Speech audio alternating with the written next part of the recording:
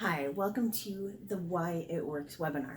So not only am I going to show you why factual-based disputes work, but I'm also going to show you how to use them to get your results. So a lot of people are always looking for credit repair secrets, right? Well, what if I told you, not only told you, but showed you that there is a formula to getting results every single time. And not only that, but this formula never changes. Well, it's kind of like algebra, right? The numbers change, but the formula never does. It's the same exact thing. As you can see on the board behind me, there's a bunch of scribble, all right? I'm going to break down a couple different examples, and then we'll just choose one arbitrarily and we'll apply the formula, okay? So let's say that you're looking at your report, and yes, I do recommend Identity IQ. You're looking at your Identity IQ report and you're like, hey, this information is not accurate across the board. Well, if we start at the top of the hierarchy, that would be the data loss activity, right? So in this example, we have 2 bureaus that report 2015 and 1 that reports 2019. Obviously, those 2 are not the same year, all right? So not only are they not the same year, but that also can mean that, what? It's been re-aged, right? So we're looking for the action, the justifier, as well as the dispute reason. All right, so let's jump right into this, okay? So we have delete because 3 different data loss activities. And I do apologize that the camera is zooming in and out because I'm moving. All right, so delete this account because there are 3 different data loss activities reported, or 3 different dates under data loss activity. All right, your other reason that you can use is delete this account because it's been re-aged. So not only do you want to say that, but you also want to point out that Equifax says, Experience says, and TransUnion says, right? Because you want to tell them the exact reason for removal, okay? Don't just let them assume that you're pulling things out of the air, all right? So if we look for the action, it's delete. Delete this account or remove this account. Now, what's a justifier? We went over this on the last webinar and the last videos, but the justifier is where you say because. And it doesn't necessarily have to be because, but you're not just telling them something, you're also saying, okay, let's put it this way. And I think I said this in the last one, but you work in an office and you need to make copies. You want to jump ahead of the line because you have to pick up your son, or your husband or your wife is waiting for you, right? So you walk up to Bob, who's at the front of the line, and you say, hey, Bob, I need a cut in front of you. I need to make my copies right now. He's going to say, well, tough crap, right?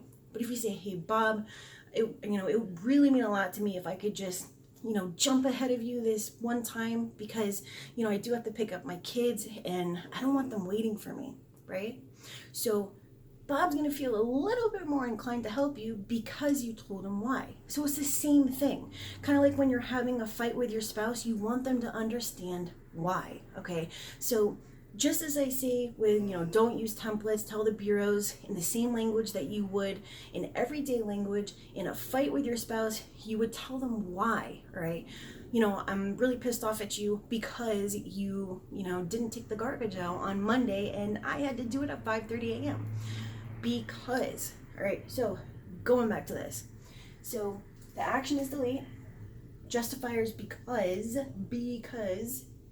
and the dispute reason is that there are 3 different dates under the data loss activity, all right?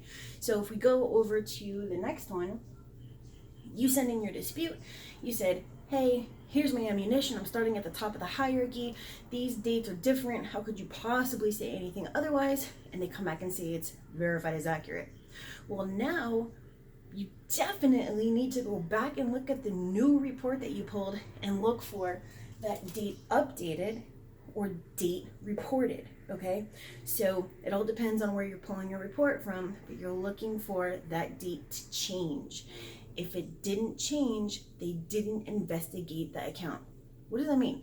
So When they come back and say that the account is verified as accurate, that date updated needs to change to be a current date, okay? If that date did not change, they did not investigate the account. So your dispute reason would be something along the lines of, you said that this was verified as accurate, but the date updated didn't change. Delete this account. You have the action, the justifier, and the dispute reason, right? Okay. You can also point at the fact in a different way like this. So delete because these facts prove that you didn't investigate. Okay, so the account is still inaccurate because, and you're going to list it, right? You failed to investigate it, and this is irrefutable information proving my case. Okay, so you're not going to point out like that, but I'm just giving you tips and a guide on how to do this. So what do you do now when they come back and say, well, tough cookies, it's still reported accurately? Okay, so now you have a couple of options, but you want to go down the hierarchy. If you want to know what the hierarchy is, you would want to go to expertcreditsweeps.com/hierarchy. There is a map on there that shows you the hierarchy, okay? Now, if you want some help with your dispute reasons, you can also go to /dispute-reasons. All right, moving on. So now we're on the date of last payment. We started with the date of last activity. We are now on date of last payment. All right. So with the date of last payment, let's say that 2 bureaus report March and 1 bureau reports August 2015. What do? So it's the same year, right? So was it really re-aged? Probably not. Just so you know, re-aging is a violation, and that's why that one is so important. All right, so now we have 2 different months. 2 different months are not the same, which means that it is inconsistent, it is inaccurate, it needs to be removed, right? So your reason would be removed because the date of last payment shows, and then you would stipulate what Equifax, what Experian, and what TransUnion show, okay? You can also, or state, how can this account be verified as accurate when the date of last payment shows 2 or 3 different dates? Don't you receive the same information from the same creditor, therein reporting the same information on my credit report? Obviously not. This account needs to be removed immediately for inaccuracy, okay? So that brings us to the formula, and that's down here. All right, so the formula is exactly what I've been pointing out here, okay? So there's the action plus the justifier plus the dispute reason, and then lay out the facts. So your accounts and your information are going to change based on the investigations, based on what the creditor comes back with, but the formula is not going to change, and I'm going to show you why. So let's get rid of this information, and hopefully it removes nicely. Probably not, because that's just my luck. All right, so I did take a picture of this image, and you can download it just in case you weren't able to read what I have written, right? So what I want to tell you is that 100% of things don't work 100% of the time. What does that mean? That means that you might have it where you need to come up with a bunch of different dispute reasons. You may need it so that you have to go down the hierarchy. You might have to send in like multiple disputes. Sometimes you have to send in like 6 or 7 disputes. What you need to understand is that, once again, 100% of things don't work 100% of the time. And if anyone tells you that, it's 300% BS, right?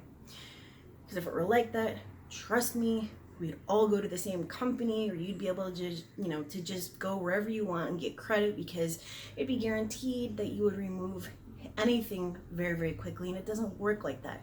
I wouldn't be making these videos if it were that simple, and I'd be a gazillionaire. You know what I mean? Obviously, I'm not. Okay, so let's come up with, all right, a collection, a debt buyer collection. Okay, so I'm just trying to think of something that would be difficult, right? So we have a debt buyer collection, and it's going to be with portfolio. Okay, so we have one with portfolio recovery. We are going to, okay, so on these collections, you don't want to be sending in the VODs. And if you go way back, way back, I'm talking like way back to one of my first videos, be careful with the VOD process or method. You're going to understand why I'm saying this. You don't want to VOD these companies. That is only for third-party debt collectors, okay? Please do not dispute directly with Portfolio, Midland, Calvary, all of those, okay? Second round, yada, yada, yada. Those are bureau disputes only, okay? I don't want them suing you. Now, if they're paid or outside the statute of limitations, go for it. Just go buck wild, all right? Okay, so how do you remove them?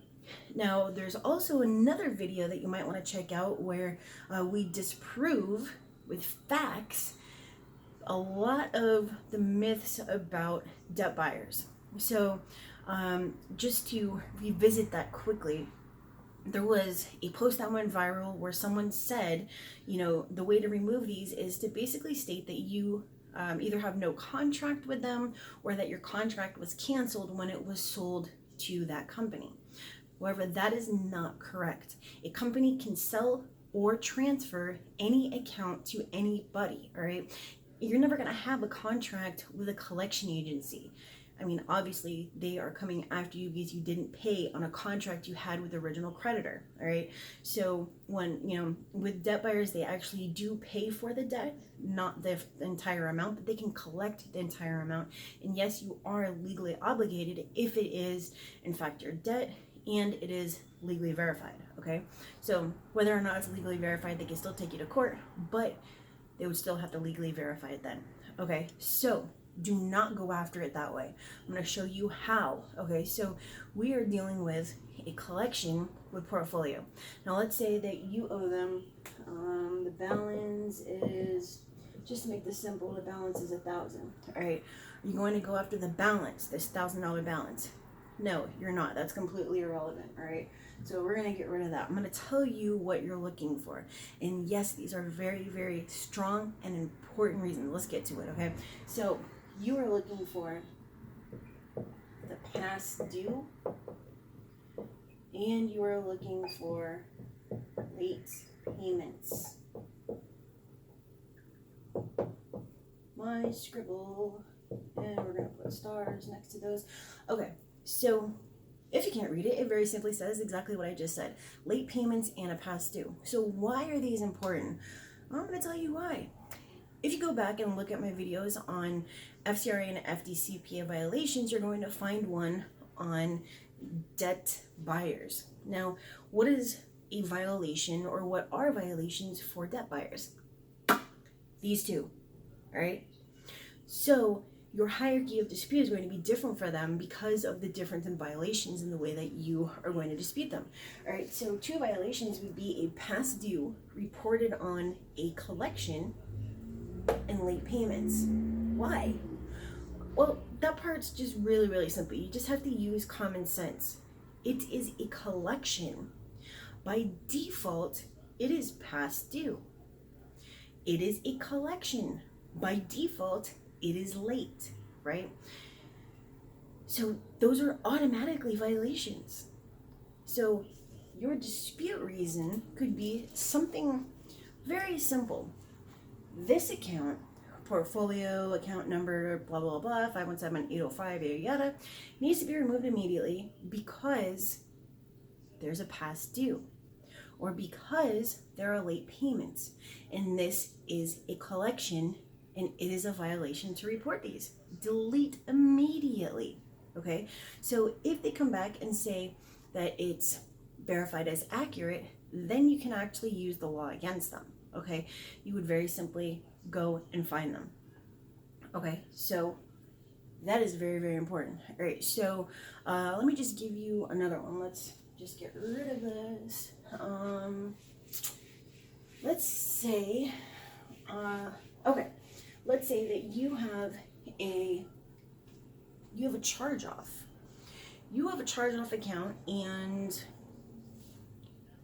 the date of last activity is not something that you should really go after because it's pretty consistent across the board. The date of last payment, pretty consistent across the board. The high balance is, it's consistent or non-existent. Not really going to go after missing information. There's no monthly payment, so there's no violation there. But, I'm going to give you two. You see a bunch of late payments or activity, meaning late, after the account was closed. Or the late payments are reported inconsistently in the payment history on the account. Okay, like Equifax show that you were, late on one date, but the other bureau shows that you were actually paid on time, but 2 months later you were late. And then the third bureau, if there is a third bureau reporting, shows that both those dates were on time, but 2 months prior to that or 5 months later, you were late. Okay, so those are two very strong ones, and they are up higher in the hierarchy. Now, you will also want to look at your physical report from the actual credit bureaus, okay? And if you haven't ordered them, you can get them online. You need to check to see on there as well if there are late payments after the account has been closed. Most of the time there actually are. So if that is so, you can write something like, okay, let me just write this real quick for you. Okay, so let's do late payments after charge off. Okay, so your dispute reason would be this account needs to be removed immediately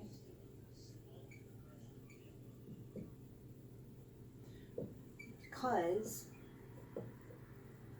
sorry if I'm writing slow, because there are late payments after this account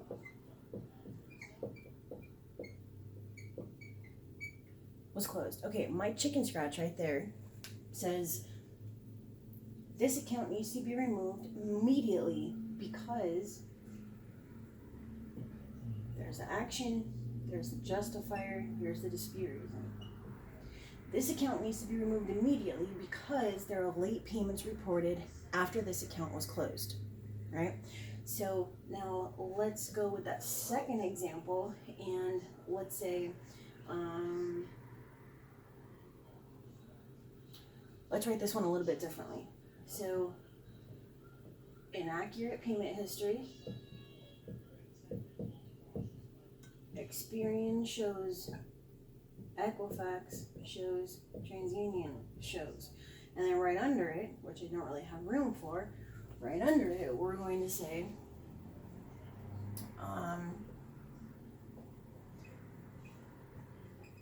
delete this account.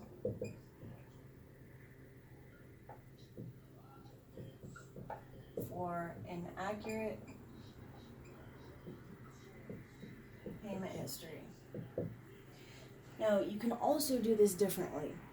We're going to do another example on the same thing.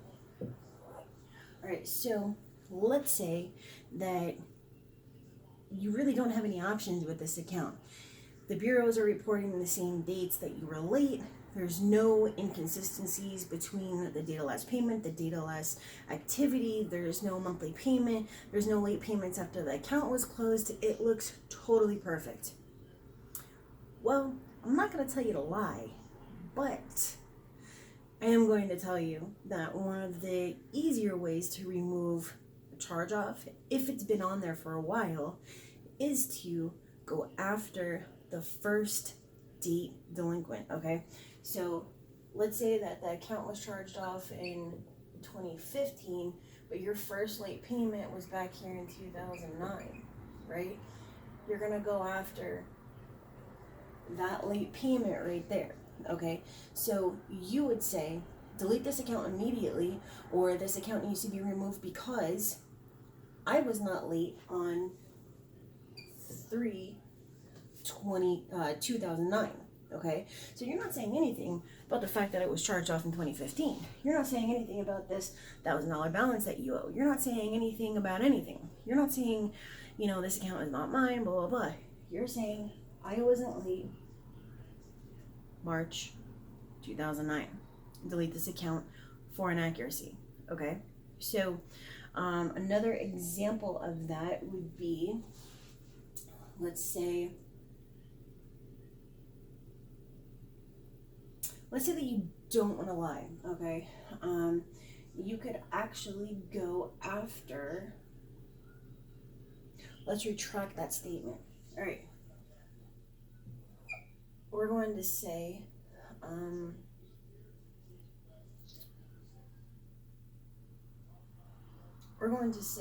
and yes, I did pause there for a second. We're going to say that Equifax shows that you were paid on time all this time that Experian says that you were late, and then TransUnion doesn't show anything, right? So, and that's a big thing in the reporting of the payment history. This is a situation where you actually want to send in a copy of that one page that shows this. So I don't care what the bureaus show on their credit reports, okay? I don't care about their actual information. This is the information that you're going to see when you pull your credit report on any of these sites and all that kind of stuff. So if that's what it shows, that's what it shows, all right? So this is all I'm saying. So if TransUnion is showing no payment history and Experian shows that you were late all this time, but Equifax shows that you were paid on time all these months, how does that make any sense? How is that accurate, right? Now, please understand that accurate does not mean valid, all right? Accurate means that the information is consistent from report to report to report, okay?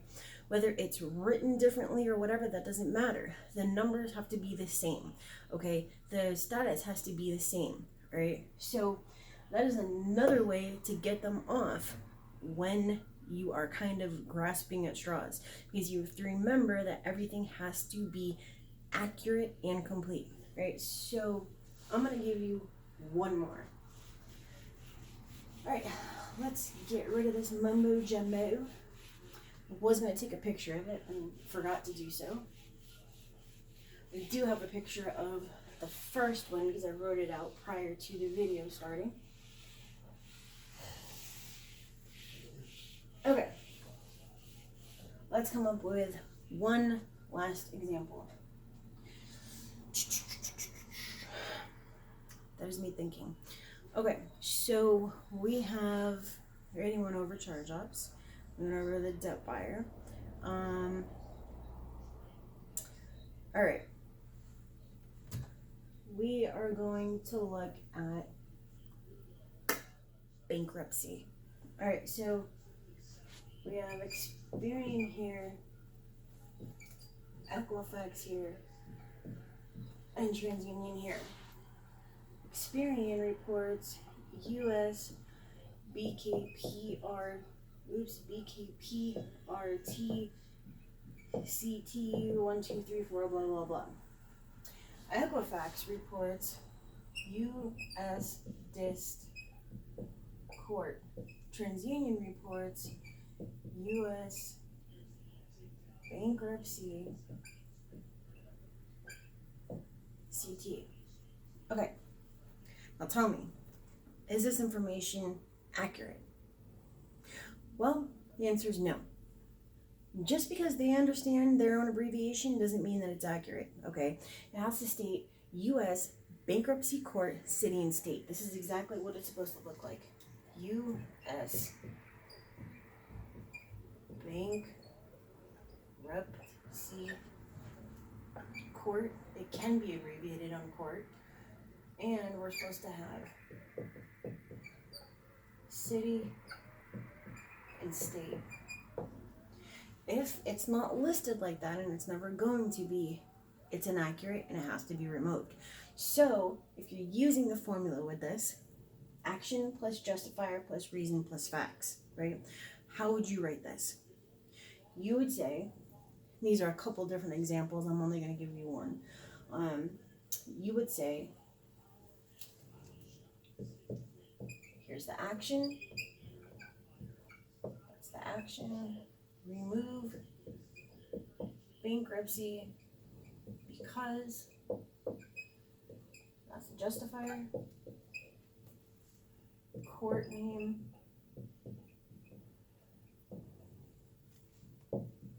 is required to say U.S. Bankruptcy Court, city and state.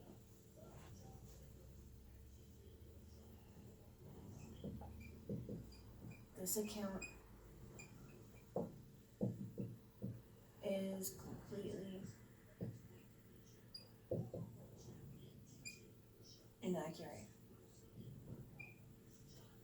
Okay, so let me see if I could just step out and take a picture of that. There we go.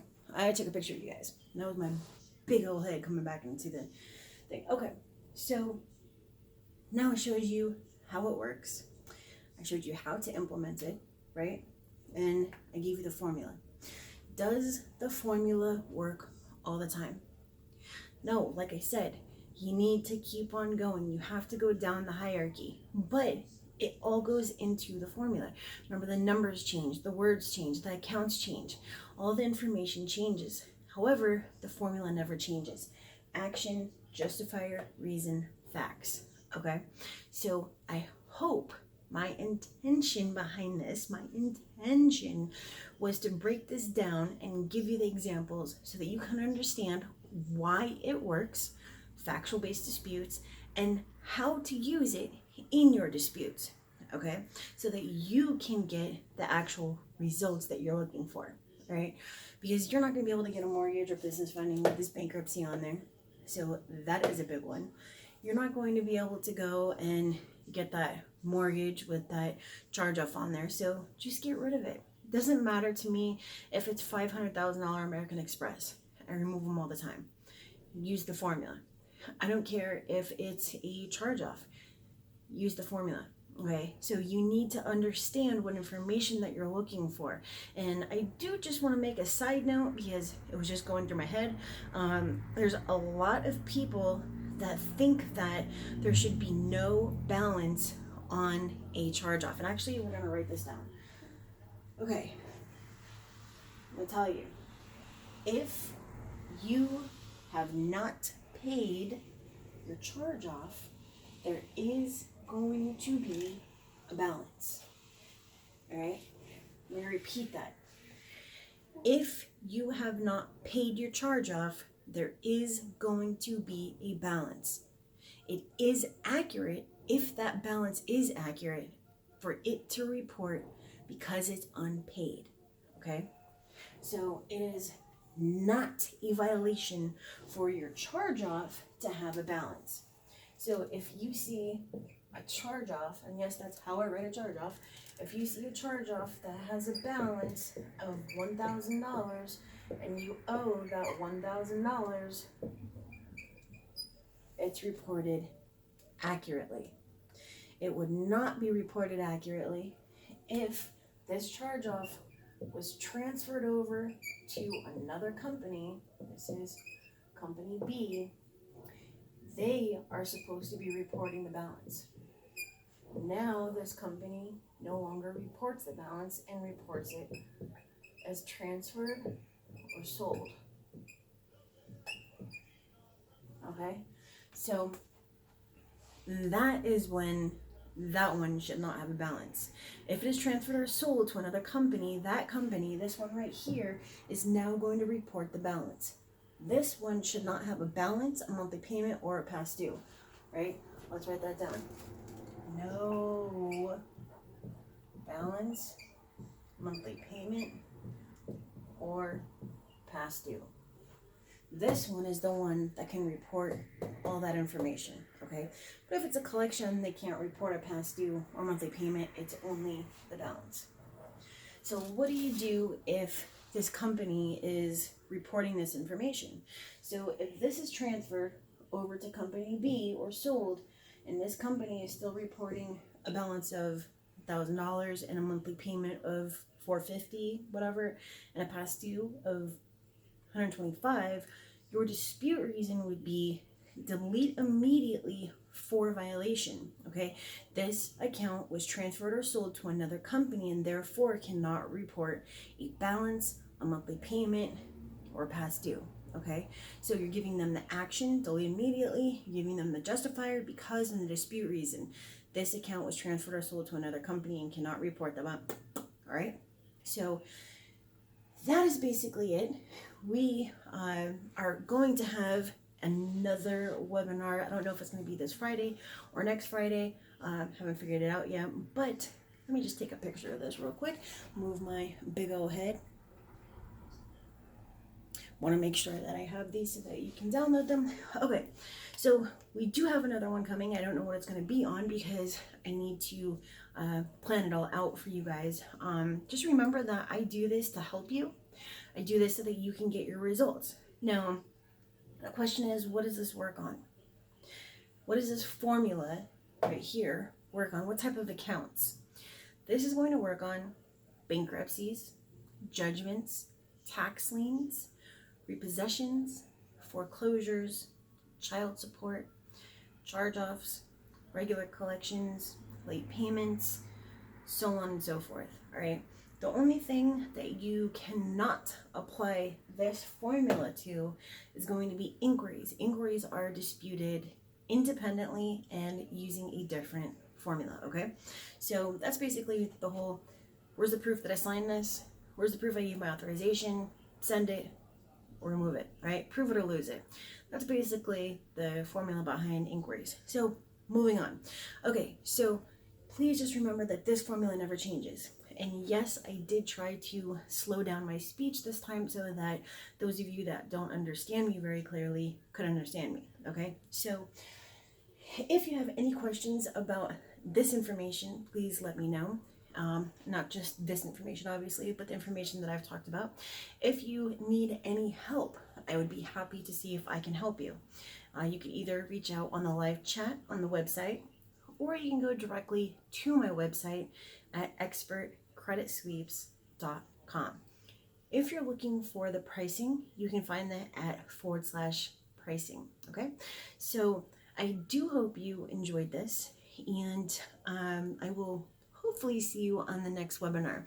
Now, if you haven't done so already, please feel free to look down below this video for the free downloads and download whatever you would like to download that's there.